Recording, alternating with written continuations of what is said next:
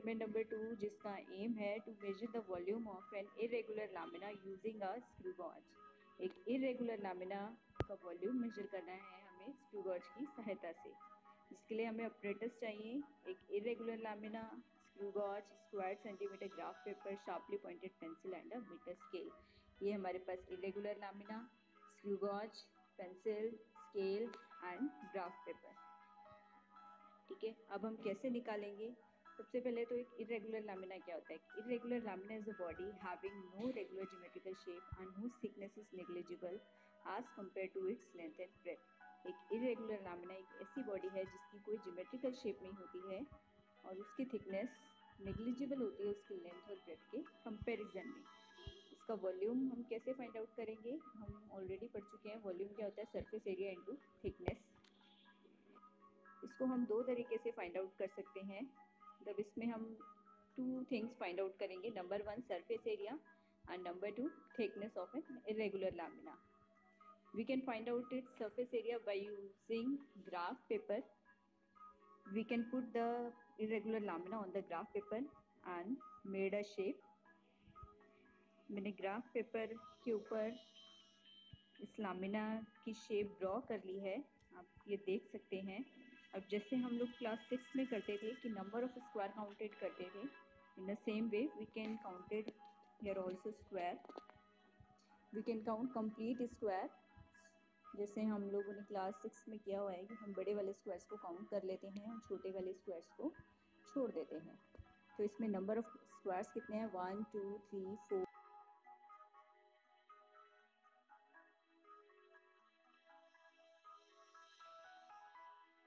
4 55। तो इसका surface area कितना हो जाएगा? 55 unit square. We get the surface area. Now we have to find the thickness of the sheet.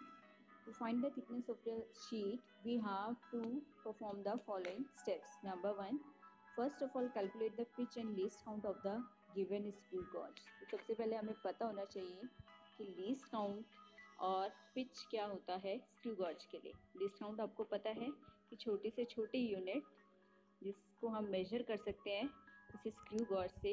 उसके लिए हमें सबसे पहले क्या करना है? Number of complete rotation of the given circular scale. ये हमारा स्क्रू गॉज है जिसमें आप देख सकते हैं दो तरीके के स्केल हैं। एक तो ये मेन स्केल जिसमें 0 5 10 और दूसरा ये सर्कुलर स्केल। आप ये देख सकते हैं सर्कुलर स्केल।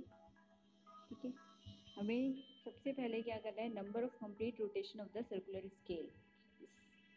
एक रोटेशन में सर्कुलर स्केल में कितने रोटेशन होते हैं आप ये देख सकते हैं। मैं इसको सर्कुलरली रोटेट कर रही हूँ। पूरा एक रोटेशन मैंने इसको दिया, 0 से 0 आ गया, तो इसमें इसने कितना डिस्टेंस कवर किया? 1। सो आई कैन राइट 1 रोटेशन में इसने कितना डिस्टेंस कवर किया? 1 मिलीमीटर। सो हमारे पास पिच क्या आ गई? 1/1 millimetre. Now total number of division on the circular scale. Circular scale में देख सकते हैं आप टोटल नंबर ऑफ डिवीजन कितनी है? 20। तो लीस्ट काउंट क्या हो गया? P/n। पिच हमारे पास आया था 1 और ये हो गया 20। ठीक है, तो ये कितना आ जाएगा? 1/20। हमारे पास पिच आ गया कितना? 0.05 मिलीमीटर। Next, 0 error. जब भी हम कोई एक्सपेरिमेंट स्टार्ट करते हैं तो हम 0 से स्टार्ट करते हैं। ऐसे ही जब हम इस स्क्रू गॉज को देखेंगे तो ये भी कहाँ से? 0 से स्टार्ट होना चाहिए। यहाँ पे आप देख सकते हो, यहाँ पे आप देख सकते हो 0 से 0 कोइंसाइड कर रहा है। दैट मीन्स हमारे ऑपरेटर्स में कोई एरर नहीं है। तो हम 0 एरर में भी क्या लिखेंगे? 0। हम इसको 3 बार कर सकते हैं, खोल के 3 बार बंद करेंगे, हमारे पास एरर कितना आ जाएगा? 0 error. Mean value of 0 error वो भी 0 हो गया। मीन 0 करेक्शन वो भी 0 हो गया। हम ये करेक्शन कब यूज़ करते हैं? मान लो हमारा ऑपरेटर 0 से स्टार्ट ना होके किसी एक बार क्या है, ये 0 इस मेन स्केल के 0 के नीचे आ रहा है तो हमारा ज़ीरो एरर क्या होगा, हमें मेन जो रीडिंग्स आएगी उसमें ये वैल्यूज सब्ट्रैक्ट करनी पड़ेगी, और अगर यही ज़ीरो हमारा अबव ज़ीरो जाता है तो हमें वो वैल्यूज ऐड करनी पड़ती हैं। ठीक है, अब हम टेबल पे आते हैं जिसमें नंबर ऑफ ऑब्जर्वेशन हमें कम से कम भी 5 रीडिंग्स लेनी है। Reading of thickness at 3 points along. सबसे पहले पिच स्केल। अब हमें क्या करना है, स्क्रू गॉज में शीट को फिक्स करना है। हमने ये स्क्रू गॉज में शीट को फिक्स कर दिया है और अब हम रीडिंग देखेंगे अपनी। तो हमारे पास 2 स्केल्स हैं, एक तो मेन स्केल और एक सर्कुलर स्केल। तो हम मेन स्केल पे देख सकते हैं कि हमारी रीडिंग कितनी आ रही है, 0। एंड सर्कुलर स्केल पे आप देख सकते हो कोइंसाइडिंग रीडिंग कितनी है, 45। ठीक है, तो मेन स्केल रीडिंग हमारी हो गई 0। Number of circular scale division in line, यानी कि सर्कुलर स्केल पे कितनी हो गई, 45। तो इसकी थिकनेस क्या हो जाएगी, m प्लस में n into L C. M हमारे पास कितना है, 0, प्लस में n कितना आया है हमारे पास, 45, इंटू में लीस्ट काउंट 0.05। तो ये हमारे पास कितना आ गया, 45.05। For the measurement of the thickness, we have to fix the sheet in this like this।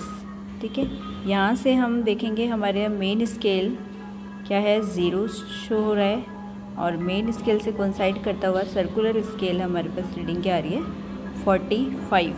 तो हमारी मेन स्केल रीडिंग क्या हो गई, 0। Number of circular scale division, circular scale पे हमारी क्या रीडिंग आ रही है, 45।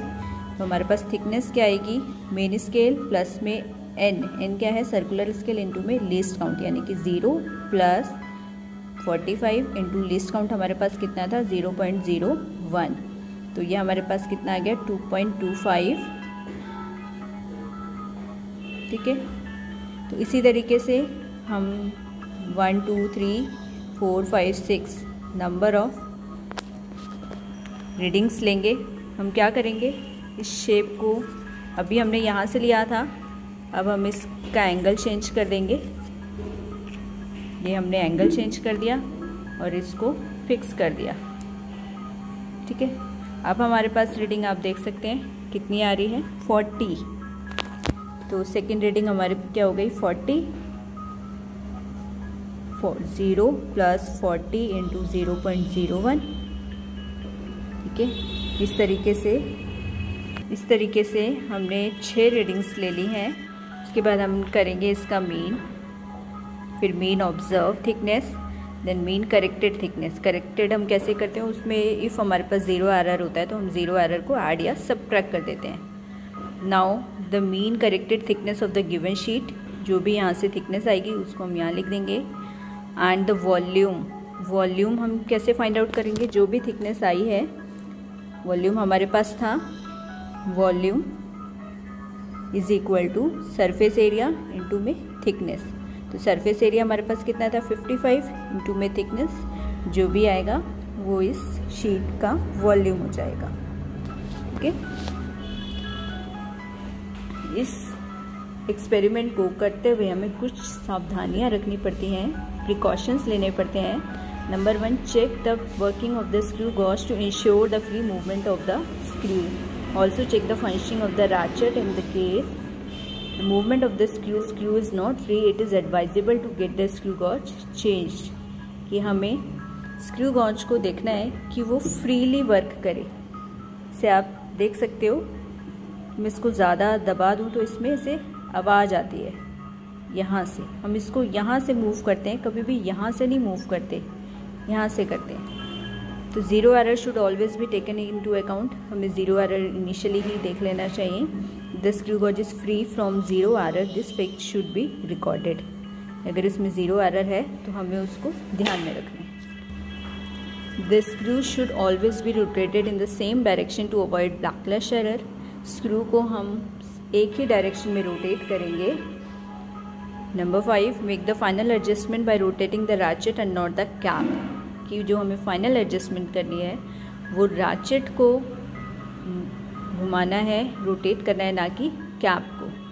Stop turning the ratchet the moment it start slipping. Ratchet को ज़्यादा घुमाने से क्या होता है, वो स्लिप करना स्टार्ट कर देता है। Taking the reading of the thickness of the sheet is at different places along the length and along the breadth of the given sheet. जो भी हम थिकनेस की रीडिंग्स लेंगे वो length of the sheet and breadth of the sheet के along अलग अलग places पे लेंगे, एक ही जगह पे बार बार नहीं लेंगे। Error due to parallax should be avoided. Parallax error को अवॉइड करना चाहिए। The sheet sources of error, sources of error means sources of error are the errors arises due to some mistakes. ठीक है, तो हमारा ये इरेगुलर लामिना का experiment यहीं पे ख़त्म होता है। Thank you.